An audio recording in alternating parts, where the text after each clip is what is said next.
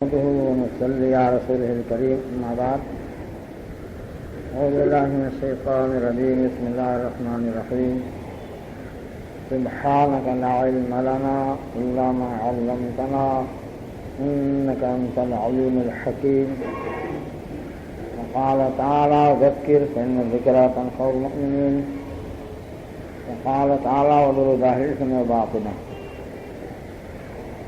شیخ Saadi رحمۃ اللہ علیہ فرماتے ہیں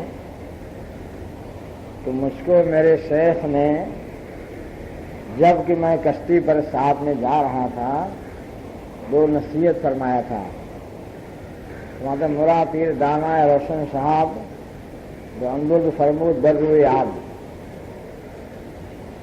شیخ صاحب نے سروری رحمۃ اللہ علیہ کے ساتھ میں جا رہا تھا کشتی پر تو دو نصیحت فرمایا تھا. ایک یہاں کی برخیز خودبی مباس، دیگر یہاں کی برغیر بدبی مباس. فرمایا ایک بات یہ ہے خودبی نہیں کرنا، اپنے کو اچھا نہیں سمجھنا، دوسرے لوگوں کو برا نہیں سمجھنا. فرمایا فرماتے ہیں یہ تصوف کا خلاصہ ہے.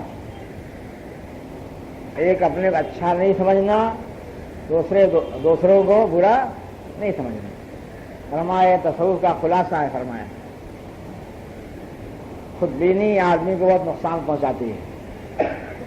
تو آدمی اپنی نگاہ میں اتنا اچھا سمجھتا ہے تو اللہ کی نگاہ سے گر جاتا ہے. اور خود بینی آتی ہے، اس کی بدبینی بھی آتی ہے.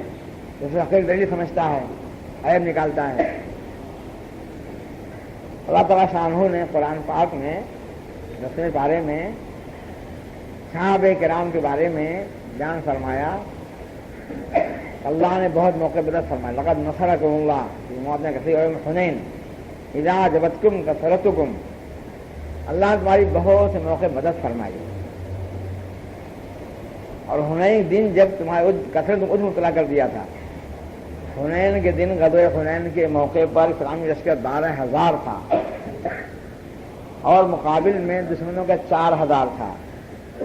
تو صحابہ کرام انسان تھے نا، خیال آیا کہ 1,000 مشرک تھے غزوہ بدر میں اور مسلح ہو کر آئے تھے، سواری کے ساتھ آئے تھے، حتیٰ کہ بکرے بھی لائے تھے، عورتیں گانے کے لیے آئی تھی. نمناتی تارقی نمشی علا نمارتی، جوش دلانے کے لیے کفار مشرکین کو عورتیں گانا گانے کے لیے ساتھ میں لائے تھے. اور مسلمانوں کے پاس نہ تو اسلحہ تھا، کھانے پینے سامان بھی کم تھا، سواری سامان بھی کم تھا. تو ان کو خیال ہوا کہ 313 تھے ہم اور 1,000 مسلح، سارے ساتھ اللہ نے ہم کو فتح دے دیا. آج ہم 12,000 ہماری تعداد ہے اور مسلمان دشمن 4,000. تو ان کی نگاہ اپنی تعداد کی کثرت پر آ گئی صحابہ کرام کی.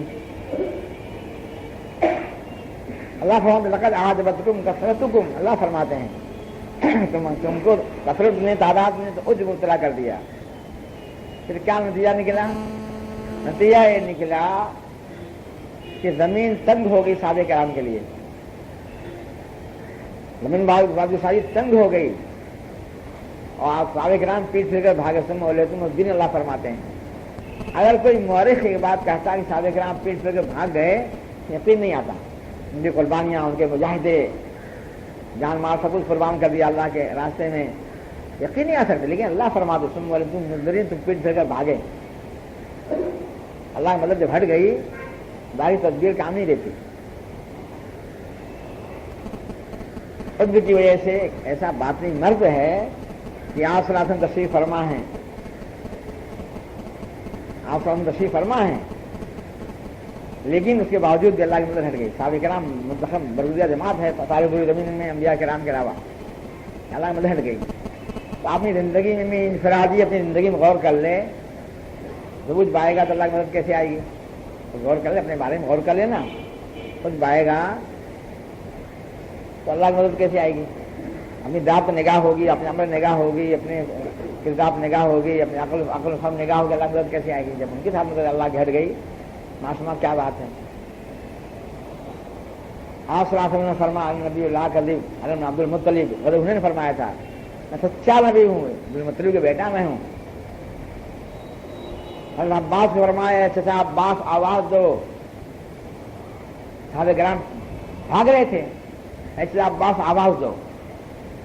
میرے استاد مولانا صاحب رحمۃ اللہ علیہ فرماتے تھے ان کی چیخ میں آواز تھی کہ شیر پتا پھٹ جاتا تھا۔ عباس چچا سے آپ صاحب ایسا زور سے لکھتے تھے، لکھتے فرماتے تھے شیر پتا پھٹ جاتا تھا کہ آدمی کیوں زندہ رہتا تھا، فرماتے آدمی چونکہ سنتے سنتے معلوم ہو گیا تھا، اس لیے آدمی پتا نہیں، یہ فرماتے تھے۔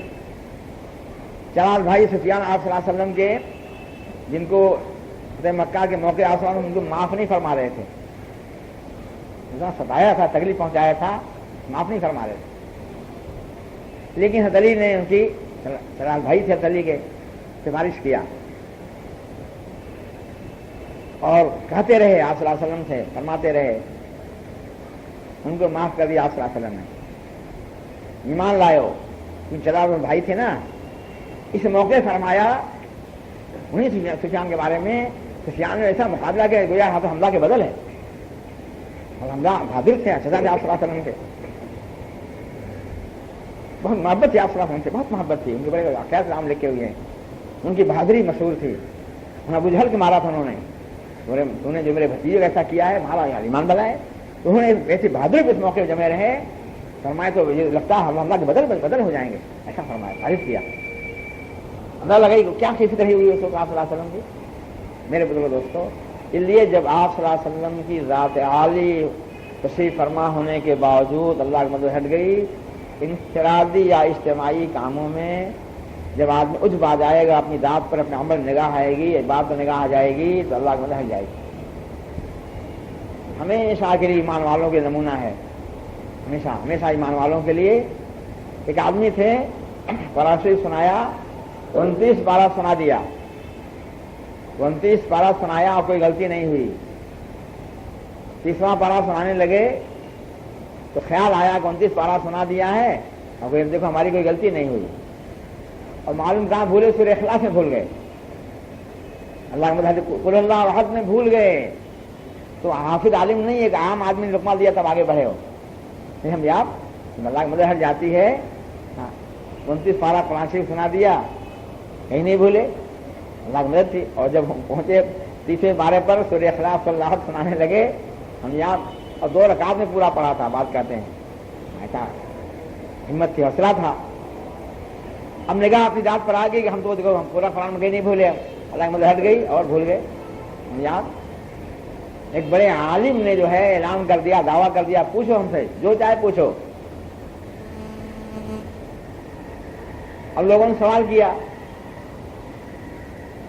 امام حنیفہ رحمۃ اللہ نے فرمایا کہ حضرت سلیمان علیہ السلام چونٹی جو تھی نر تھی کہ مادہ تھی، سمجھا؟ اب وہ دم سے کوئی ایسا سوال جو ہے کرتا گیا، اتنے بڑے عالم مبہوت ہو گئے، سمجھا؟ یہ دعویٰ کیا تھا جو پوچھو، جو چاہے پوچھو، جواب دیں گے ہم، لیکن اس کا جواب نہیں دے سکے ہو۔ ہاں قرآن میں صاف ہے، قالت صاف ہے، سیگا جو ہے منصے کا استعمال ہوا قرآن پاک، لیکن نہیں ذہن بات آئی، بات ذہن میں جب نہیں آئی تو خاموش ہو گئے ہو۔ تو آدمی جب دعویٰ کرتا ہے کسی چیز کا، اللہ کی مدد ہٹ جاتی، یاد رکھو، اللہ کے دربار میں نیاز، عاجزی، انکساری، تضرعداری پسند اللہ کو ہے۔ بڑے بڑے لوگ جو ہے جن کو اللہ نے نعمتوں سے نوازا تھا، اپنی ذات پہ نگاہ پہنچی، ناکام ہو گئے۔ یہاں پہ فہم وہی تھی، سب کچھ وہی تھا، لیکن ناکام ہو گئے ہو۔ تو میرے بزرگوں دوستوں فرماتے ہیں کہ میرے شیخ نے نصیحت کیا تھا، لیکن یہاں کی برخیش خود بھی مباش، اپنے کو اچھا نہیں سمجھنا، خود بھی نہیں کرنا۔ حدیث شریف آتا ہے، مولا سیدنا محمد رسول اللہ صلی اللہ علیہ وسلم فرماتے ہیں 3 باتیں ہلاک کرنے والی ہیں، اعجاب المرء بنفسہ واشدہن۔ ان 3 باتوں میں فرمایا ہلاک کرنے والی چیزوں میں اعجاب المرء بنفسہ، آدمی اپنے اچھا سمجھے، فرمایا سب میں سخت باتیں، ایک اچھا بننے کی کوشش کرنا، وہ تو مطلوب ہے، مقصود ہے، ہم لوگ آئے کیوں اللہ کے دربار میں،